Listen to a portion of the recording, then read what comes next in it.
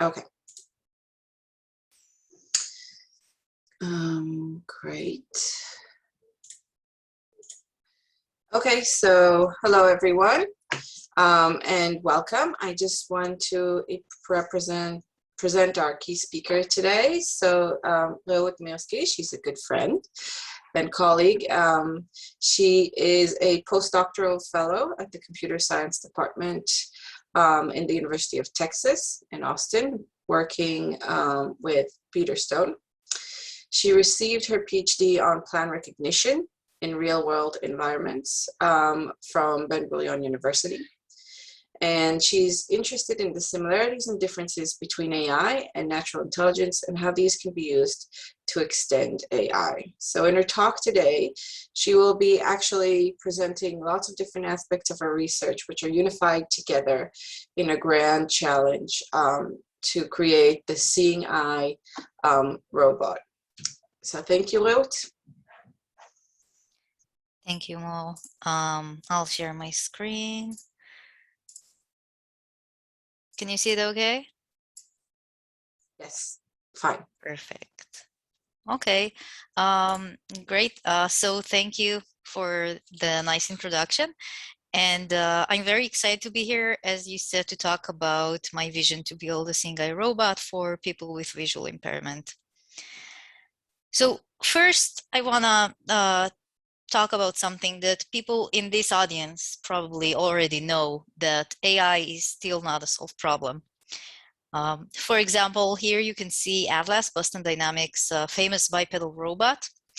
When it accidentally drops the box, it reaches an unknown state and simply loses it as it's off its policy. You can see once the box is off, he's just doesn't know what to do.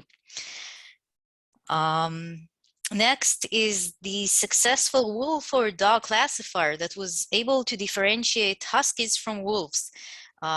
This sounds absolutely impressive until it was discovered that its decision-making relied on the background. Usually you find huskies in snow and, huskies are on floors and wolves are in snow. And finally, the glorified GPT-3 that is going to extinct human literature and poetry.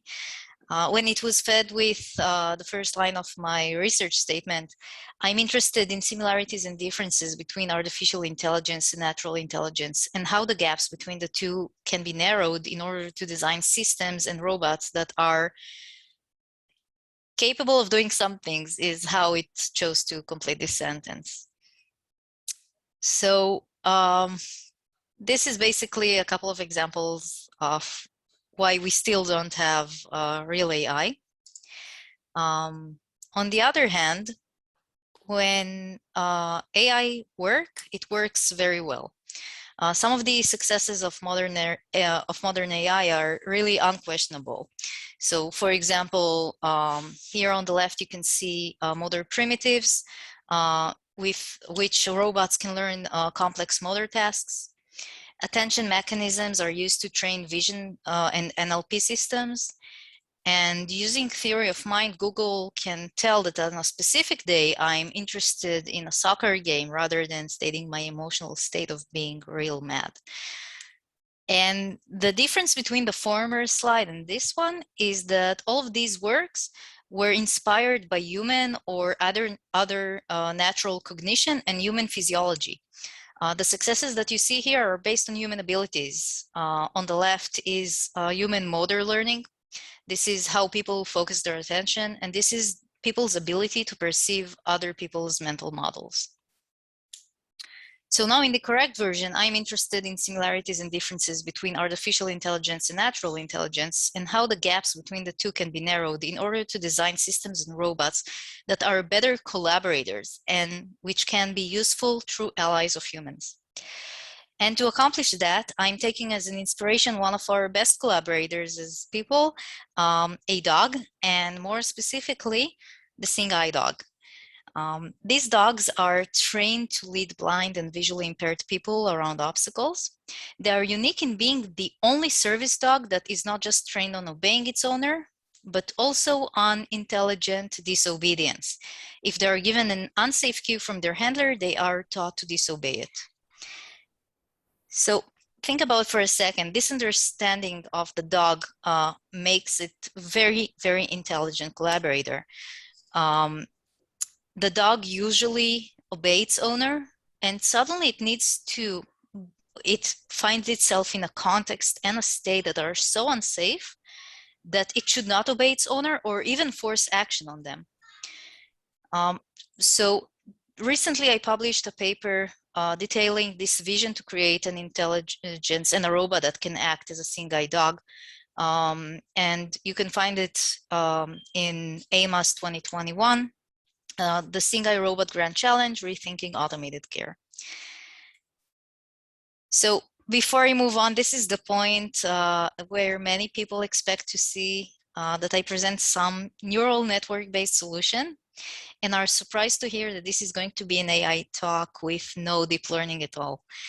And this is because, while deep learning algorithms have accomplished great things lately, developing something as complex as a fully functioning Singingeye robot is not something that can be solved using a neural network out of the box. It involves challenges that existing state-of-the-art algorithms cannot answer. These challenges include how to design the physical embodiment of a robot, reasoning about the theory of mind in multi-agent systems, or understanding how people learn and adapt. So such problems can definitely benefit from robust learning algorithms, but they must go hand in hand with symbolic representations that will contribute knowledge structures and what we call common sense nowadays to guide learning algorithms in these very complex problem domains. So this talk is going to be the AI talk that complements other vision, NLP, machine learning talks that you expect to hear in modern AI, to show how you can integrate AI and robotics methods towards this huge challenge that requires an elaborate manifestation of intelligence. So what does it take to make something so intelligent as a Singingeye robot that it can perform impressive feats such as intelligent disobedience? So first, it needs to understand that different agents have different goals and plans and recognize them on the fly while interacting. However, this is still not enough. In order to be a good collaborator and to act properly when plans derail from track, the Singingeye dog needs to be able to reason about the goals of its team members and then react to them and plan and react and replan and act according to the new plan. Also, consider a person who gets a new robot. It should be able to teach its new owner about its abilities and limitations. It needs to adapt its policy to its owner's learning curve. And as a team, they will also need to adapt quickly to new situations, even if they are in a state they have never been in before. If you remember Atlas dropping the box, we want to avoid that with the Singingeye dog. And lastly, in order to create an agent that can act as a guide dog that disobeys when needed, and not just be some passive white cane, we need to make sure that it is embodied in a robot, and it should be able to interact with a human in a sociable, physical manner. So these are 4 different lines of work that I want to talk about today. They all point towards the same long-term goal of the Singingeye robot.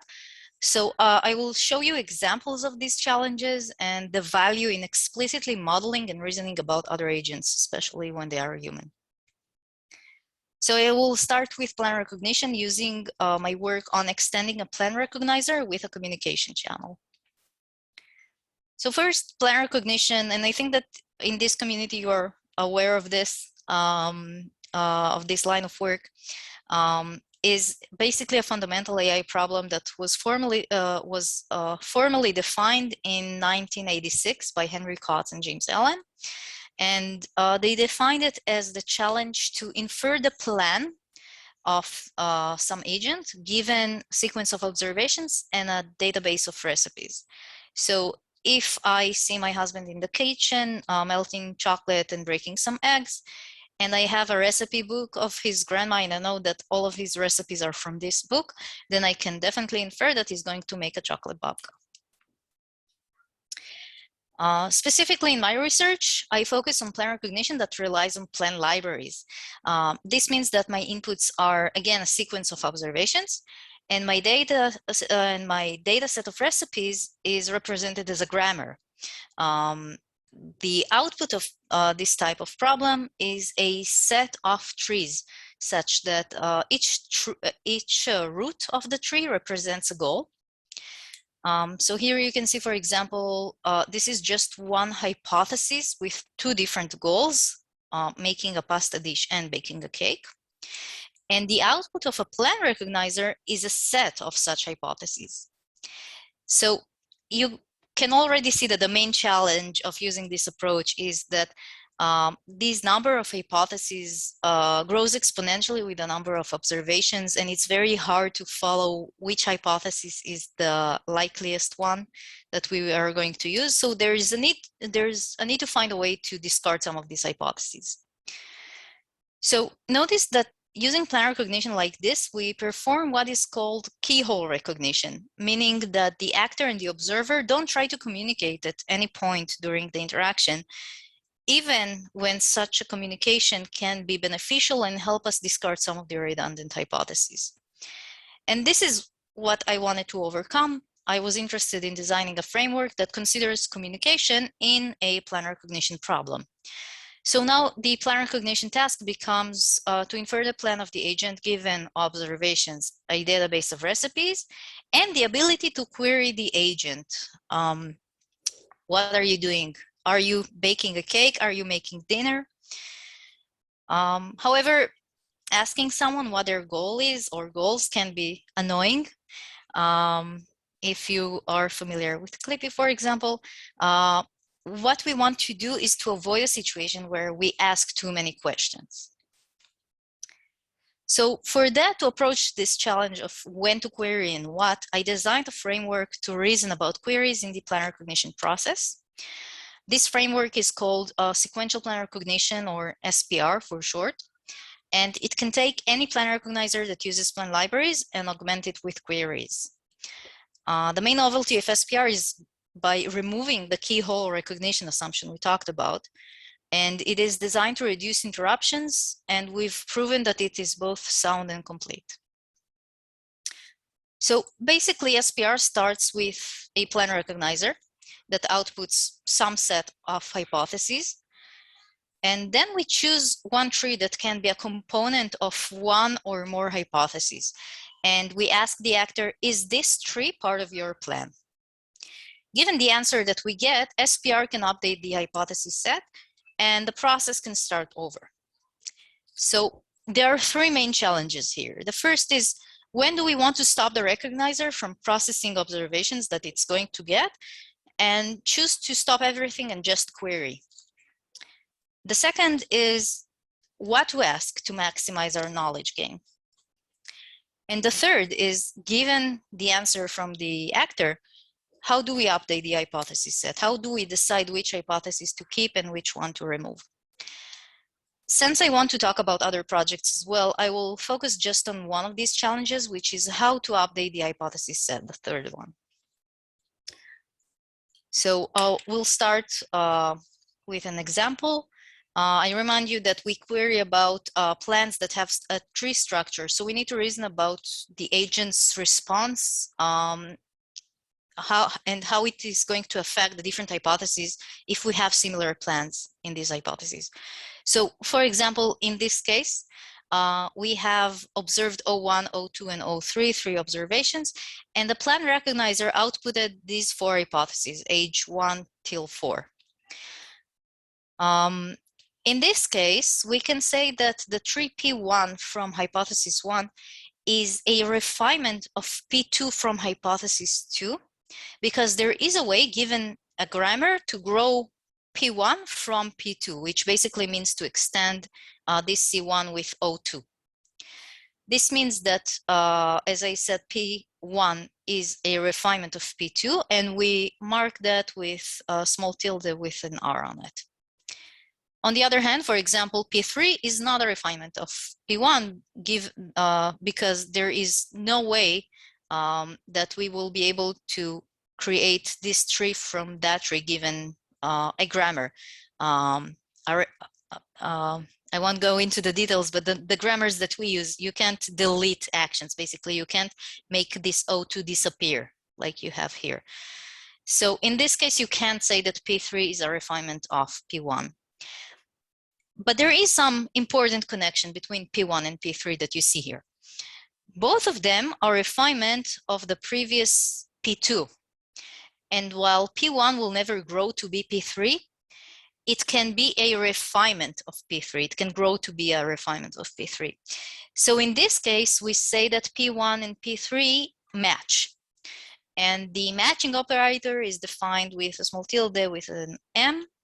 And you might observe that matching is a symmetrical operator, but refinement is not symmetrical. This means that P1 matches P3 and P3 matches P1. And this is something that is going to be useful.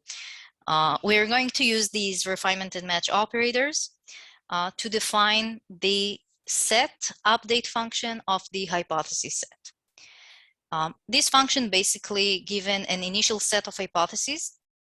And if we ask about some tree, is this part of your plan? And get a response from the actor, either a yes or a no. This function phi gives us the new updated hypothesis set. So for example, if the agent says, no, I asked about some plan P and the agent says, no, P is not part of my plan, then we can keep all of the hypotheses that don't contain P or a refinement of P. Because if P is not part of the agent's plan, obviously any refinement of P can't be part of their plan as well. On the other hand, and this is a bit more nuanced, if the agent says, yes, P is part of my plan, then we keep all the hypotheses that have at least one tree that is a match of P, because there is still a way in which they can be later extended to contain P. So using these set updates, there is a guarantee that we won't discard of the true hypothesis in our querying process, and that we will not keep a hypothesis that is redundant given our current knowledge. This means basically that this process is sound and complete given the assumption that we are using a sound and complete plan recognizer.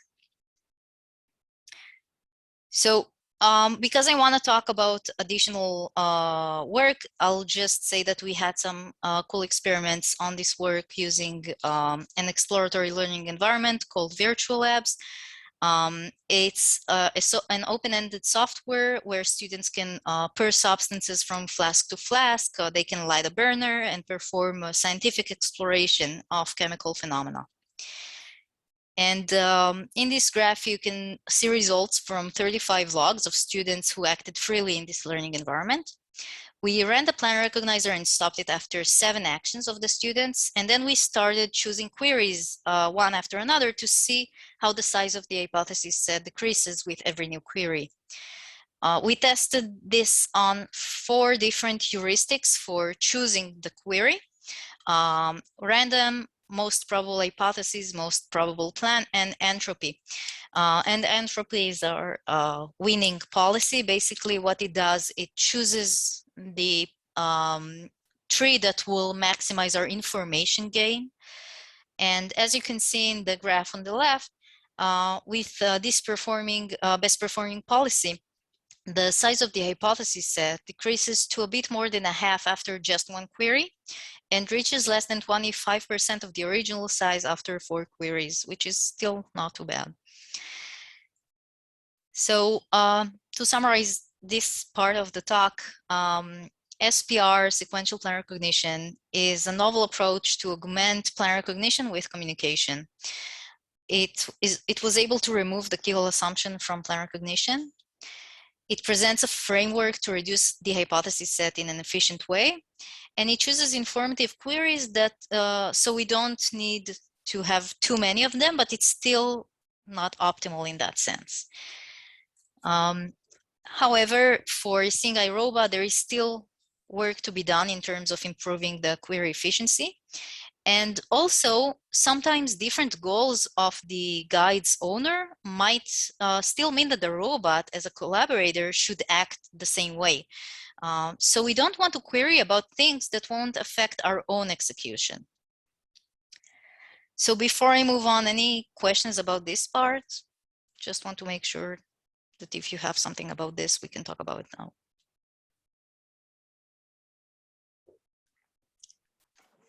General, what would you prefer? Would you prefer people ask during your talk, or would you prefer that we save it for the end?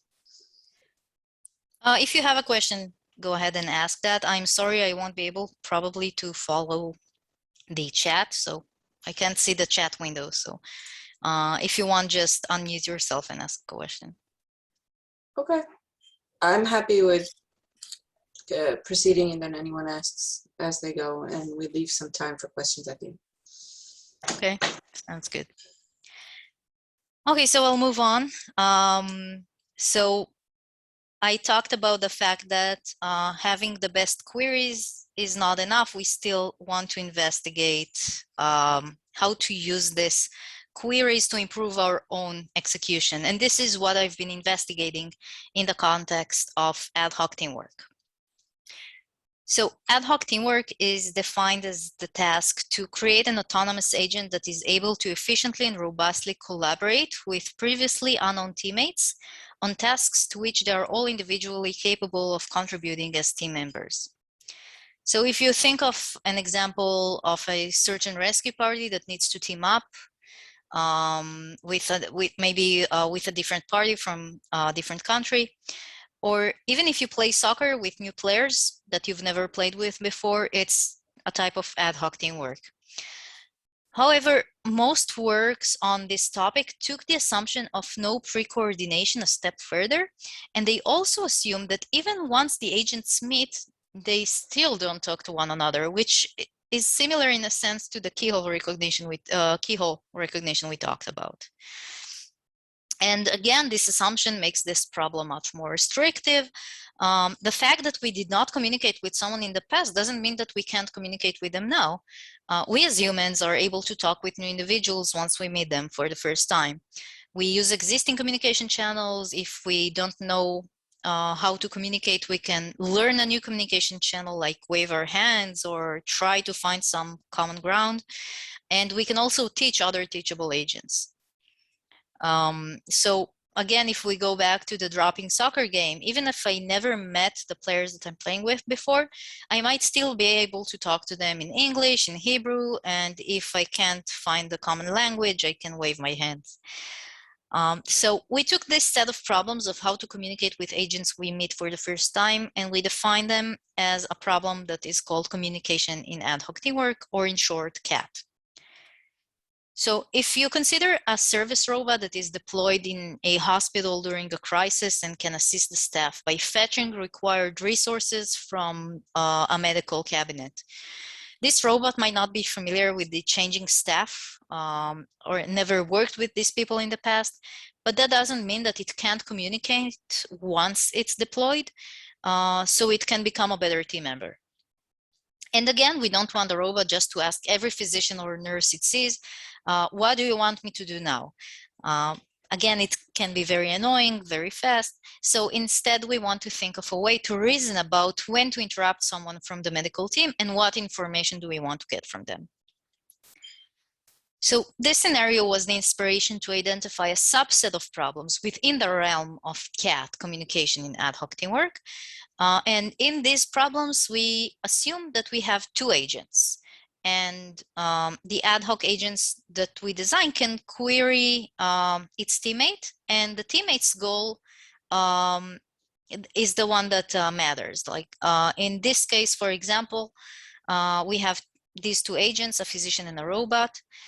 And the physician might be planning on visiting one of the colored rooms, and the robot can assist by fetching the proper medicine from the medical cabinet on the right.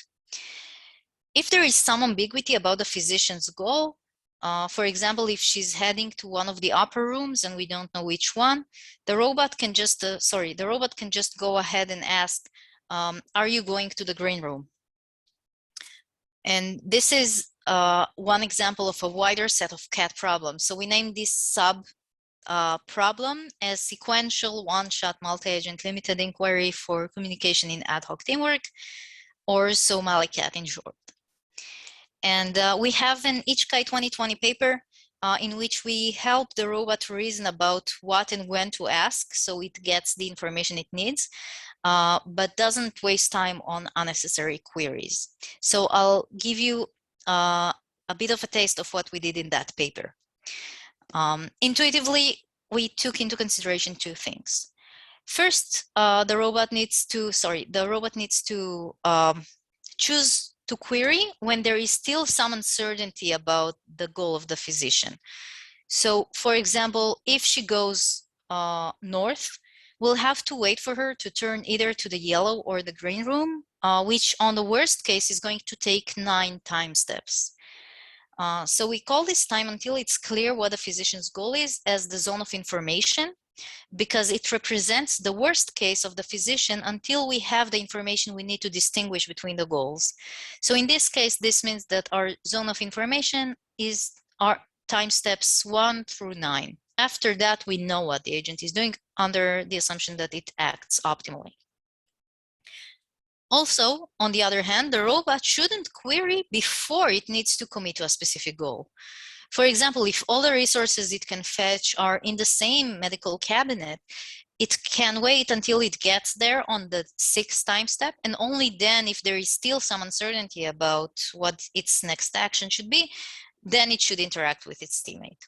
So we call the time where the robot's optimal actions or different goals are distinct as the zone of planned branching. And in this case, this is time step 6 and later, because on the 6th time step, it still needs to pick a specific medicine or tool.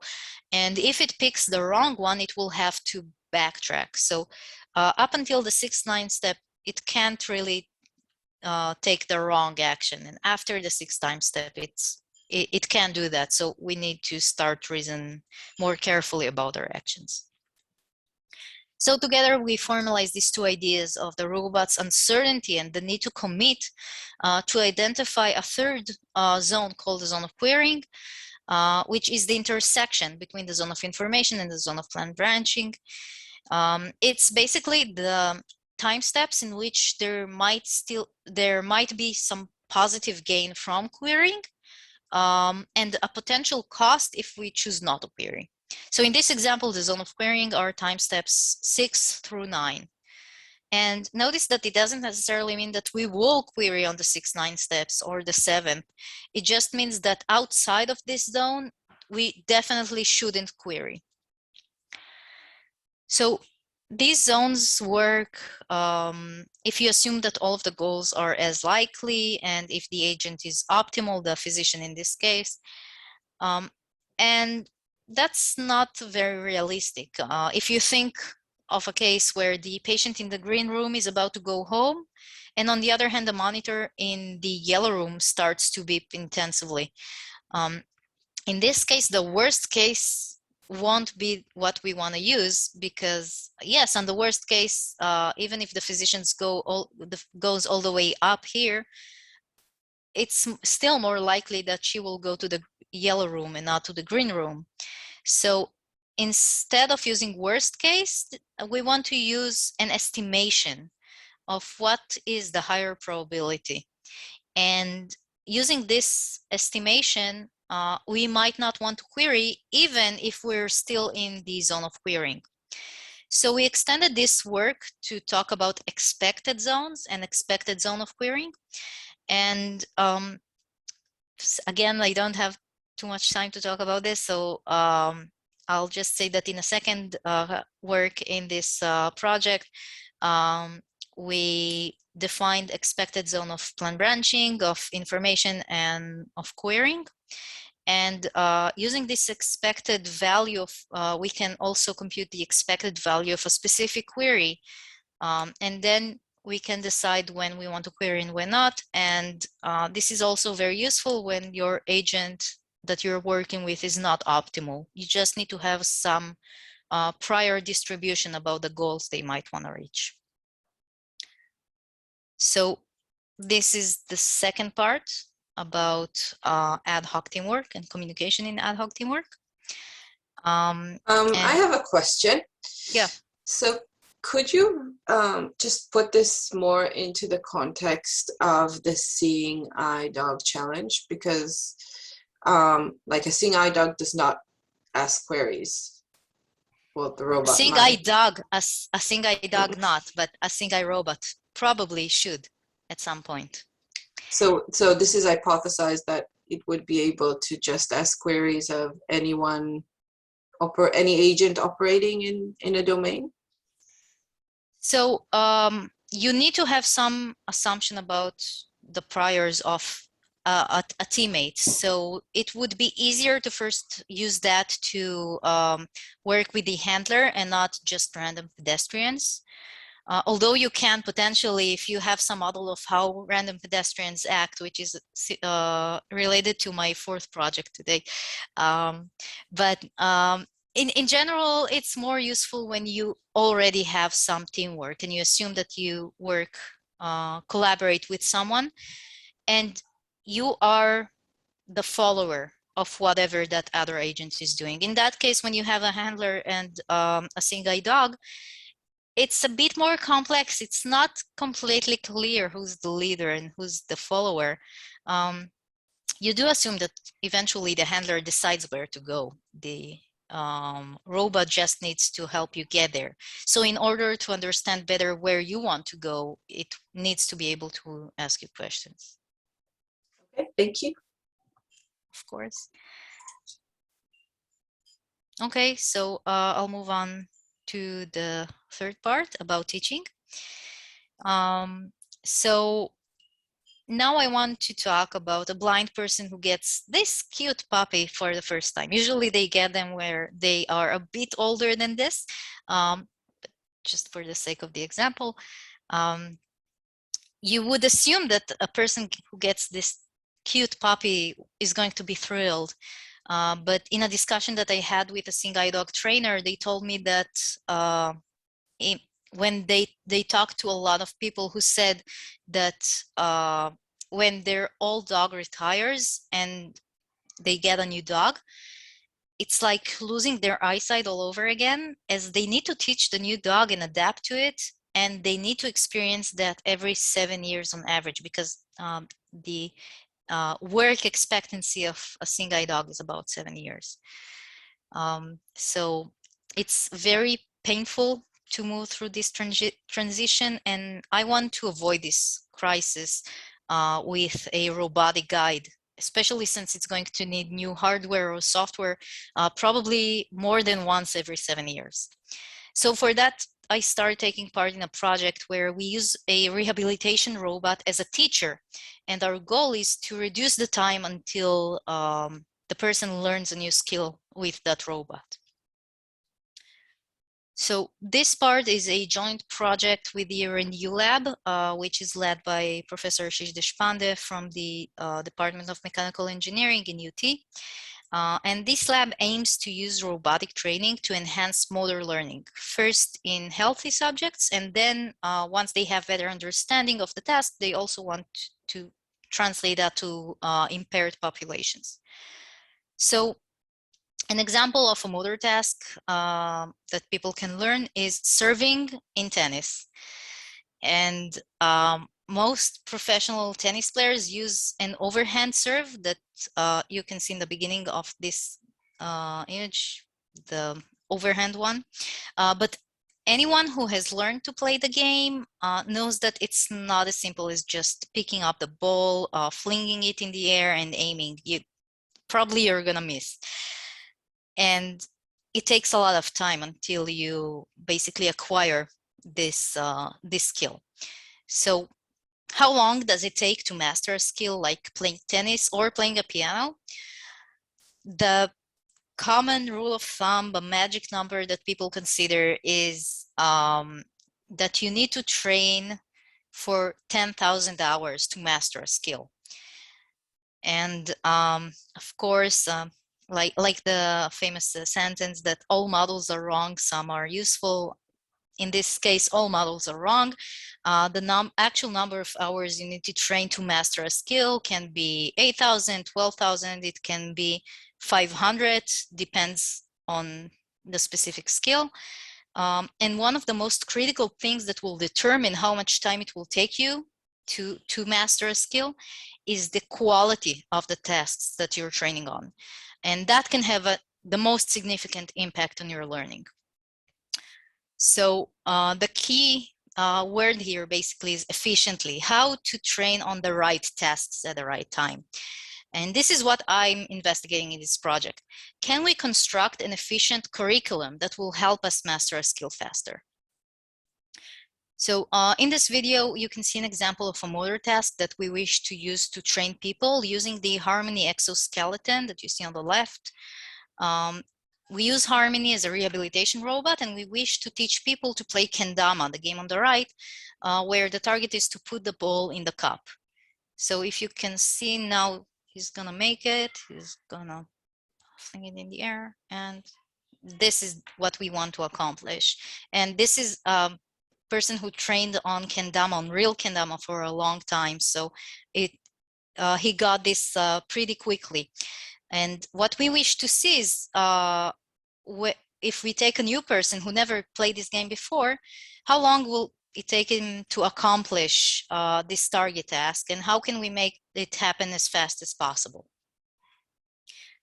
So first, in general, about curriculum and curriculum selection, we still don't know the exact mechanism of human learning.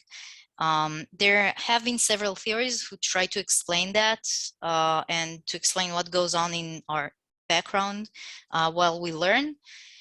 And one thing that repeats itself in a lot of these theories is the concept of the change in difficulty during tasks. So, for example, challenge point theory is a theory that presented the performance in practice curve of how you're going to execute on a task. And the point is that the more proficient you are in a task, the harder you will need to train to improve upon that. So in the beginning, your optimal challenge point might be very low, but with time it will go up. And a similar theory, for example, is called flow channel, which is used for game design. And this theory says that if the game is too easy, then you'd get bored. And if it's too hard, you'd get frustrated. So you need to be in the zone, you need to be in the flow channel in order to actually play the game better and be immersed in that. And similar theory come from educational software and education in general, which is called scaffolding, where you help your student with some scaffolding and with time you can remove it. So we compared a lot of these theories, and the common thread of all of these is that as the learner gains more experience, their next best training task is going to change. Sorry.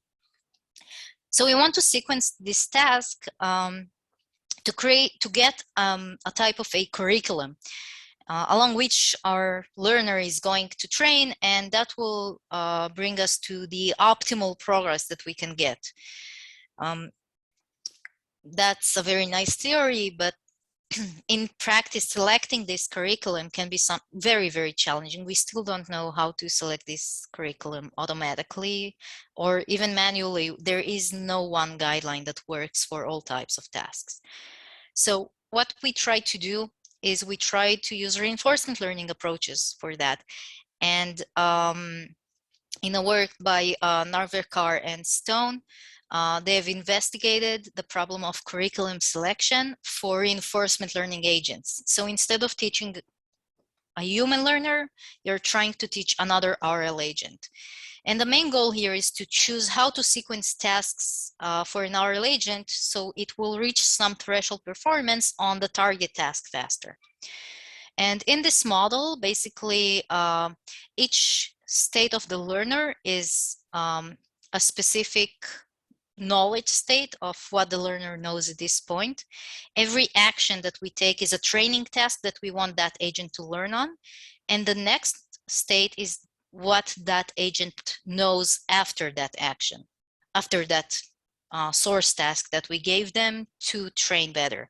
And eventually we want them to reach some target knowledge task. So the question is, for the teacher MDP, which actions or which source task sequence of tasks do we want to choose so the agent would reach that target task faster? So this is a work that works very nicely for RL agents, but when we try to translate it for RL agents, to human learners, there are three main challenges. The first is that it's easy to see the skill state of an RL agent by looking into its brain, but we can't really do that with people. The second is that we don't have the mapping of how transfer will happen from one source task to another. And the third is that with an RL agent, we can evaluate its current skill state by just letting it perform the target task with its learning component off. But there is no such switch in the human mind, and we can't tell a person that now they're performing a skill without improving on that. They are still learning, and every skill test that we're going to take is still part of the learning curriculum. So given these modeling challenges, we've defined the human skill curriculum Markov decision process, or the HCMDP, which acts as a teacher to the human learner. And the difference from regular CMDP is that now we don't know the actual state of learning. We estimate a proxy state, which we measure using the set of metrics. So every time we let the agent play something, we measure these specific metrics and we get a proxy state of what it knows. And that helps us to choose the next task. And the agent learns something, we can estimate again its current state, and then we can move on. So basically we extended this work to be able to reason about human learners and not just reinforcement learning agents. So I will just mention that due to COVID related restrictions, we had to use a different test bed than the kendama you've seen in the beginning. And this is, we call this game Rich Ninja, based on the famous Fruit Ninja. And you can see here, Kea is holding a marker, and using a regular webcam, it tracks this ball, and she controls the red marker, and she needs to capture as many blue markers as possible. So this is a motor task, and we just want to see how people learn to play that better, and we add interventions to that, and we can make this task harder. So this is what we're currently working on. So finally, in the last couple of minutes I've left, I want to talk about the fourth challenge, which is tackling physical interactions. So for example, when we navigate around and with other people, we need to understand how to avoid them and how to interact with them. And this requires the robot to plan and execute plans that are safe and legible and that follow social norms. So in general, we as people have a lot of unwritten rules about how we navigate in a crowded environment. And when we are close to a conflict, we also know how to use two components, social norms and instincts to react. So social norms are our alignment, who's going to yield to who, and specific gestures that we're going to make to tell someone to pass us. And instincts are using gaze of other pedestrians, our posture, understanding the speed of other pedestrians. And this is not always clear. Like in some cultures, when you reach a conflict, a heads-on conflict with a different person, there is a convention that both parties go to the right, while in others, you instinctively go to the side that feels more efficient. I don't know, in Australia, do you go to the left? If you about to collide with someone, do you shift to the left instinctively or to the right? I think this is the first time I give a talk in a country that have left driving. So that's an interesting question. Yeah, I was also thinking about that. Like, because usually, but yeah. Yeah, by the way, as an Israeli, I can tell you that in Israel, you don't don't shift. follow, you don't shift. You don't follow neither. You go to the side that you feel more efficient. Like if the two agents are like this, even like a millimeter, they will go like that. And if they're like this, they will go like that. And it's not something that is, so it's cultural dependent. So still, usually that's enough for us to avoid what is called the hallway dance when two people are about to collide, so they both shift. So it's not perfect, but most of the time it works. It works much better than current robots, where the reaction is usually to just stop and wait for the person which they just consider as another dynamic obstacle in their environment to get out of their way. So that's not really handling the interaction. So ideally, we want a robot that can navigate in such a hallway and, for example, to blink when it's about to turn.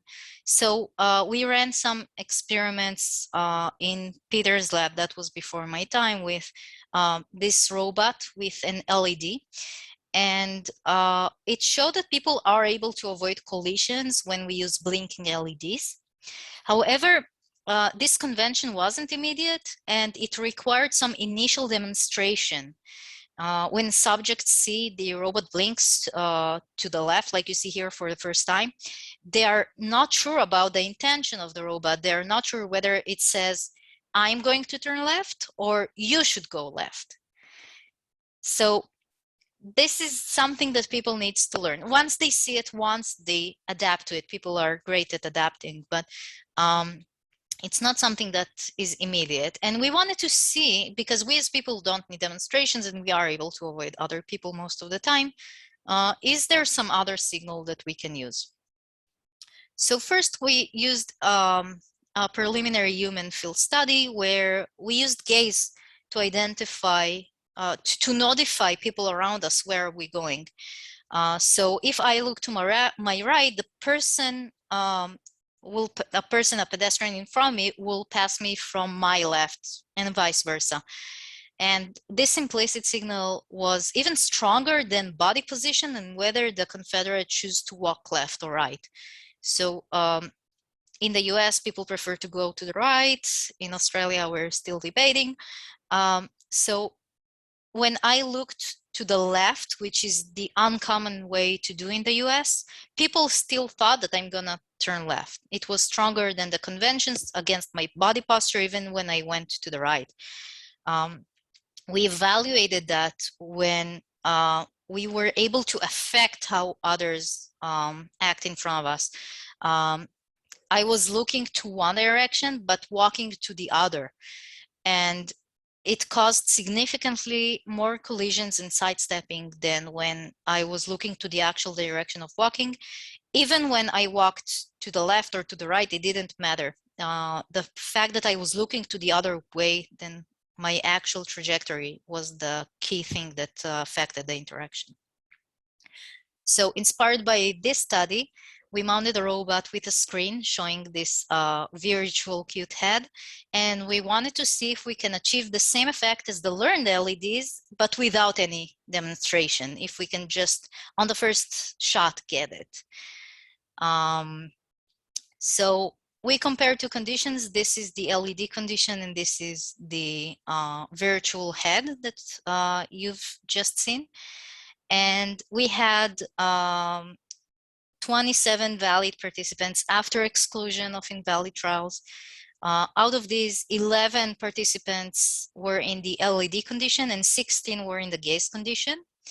As you can see, without an initial demonstration, the robot with the LED condition was not able to convey where it's gonna go, and all 11 participants collided. And you can see that this is considered a collision for us. The agent walks up to the robot and stops at some point and shifts abruptly. Yes, this is a collision in a sense. wasn't seamless. With the gaze cue, we were able to let the person understand what we're doing in 50% of the time. Like you've seen here, the person didn't stop, it knew where it needs to go, even though, again, it was to the left, which is the least common thing to do in the US. So these results and more, if you're interested, are in our ICER 2020 paper. So if anyone is interested to learn more about this project, I'll be happy to talk about it as well offline.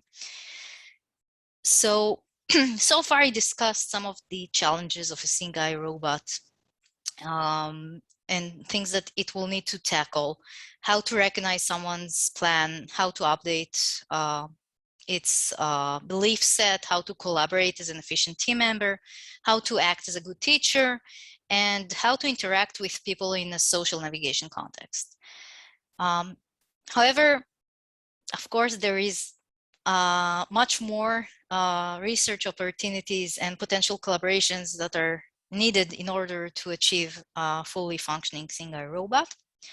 So just to talk briefly about a few, in terms of locomotion, the robot needs to be able to walk on carpets, to climb stairs.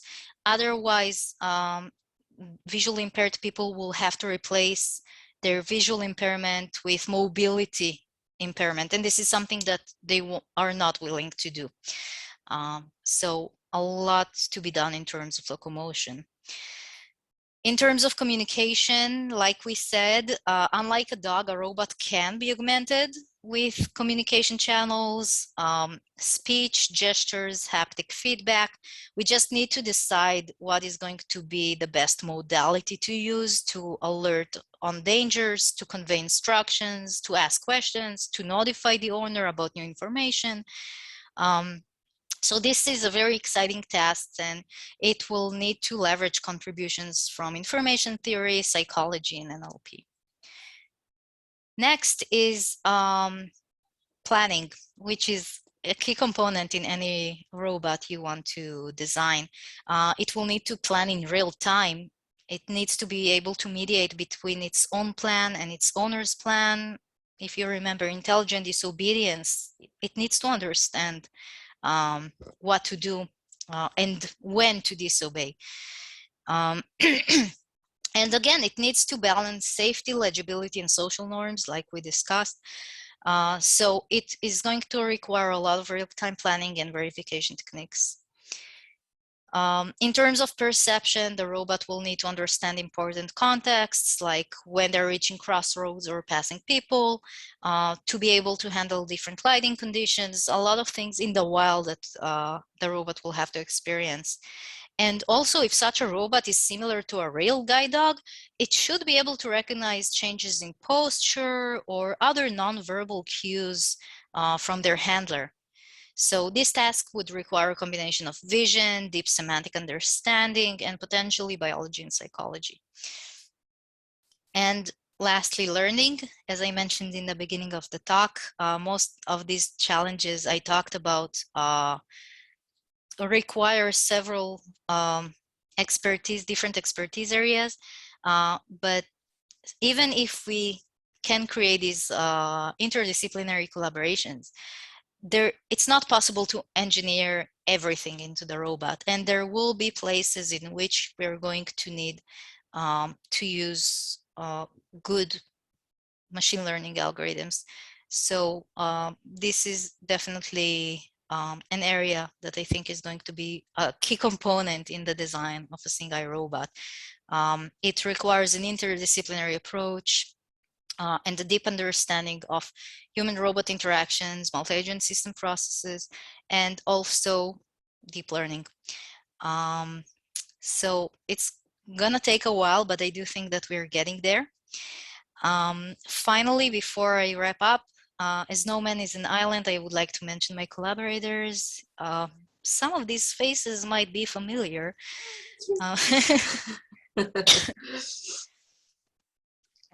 Yeah, so there's a nice citation by Tamara Munzner that once said that science is a conversation that is carried out through paper-sized units.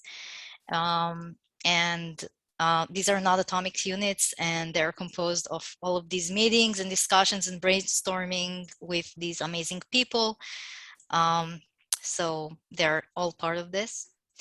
And just a small anecdote before I finish, the dog shown throughout this presentation is Tag, who just retired 2 years ago from being a Singingeye dog in Israel.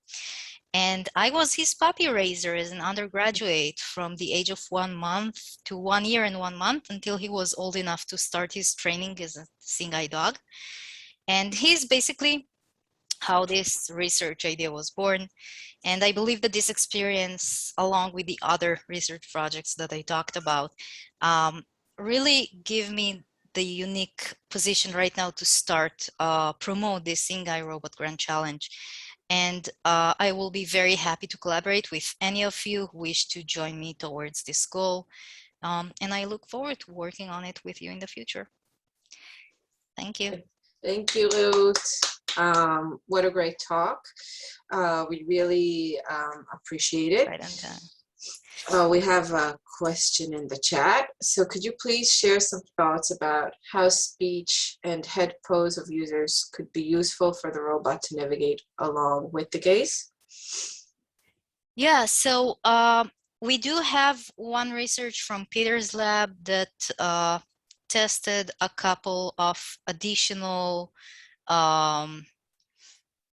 nonverbal cues like body rotation and also head pose. And they are significant predictors, and you can use them in order to identify better where an agent is going. So that's definitely something that we can leverage. And the more information, it's only a matter of what information we want to use and how we're going to use that. Monitoring gaze currently is hard. Also, by the way, with visually impaired people, vision might not be the best, like gaze might not be the best cue to use. It's mostly for other pedestrians in that case. Specifically, I think that for the handlers, for visually impaired people, speech and haptic feedback is going to be more important in that sense, and maybe having some bit of control to give them to work with. Thanks, Reuth.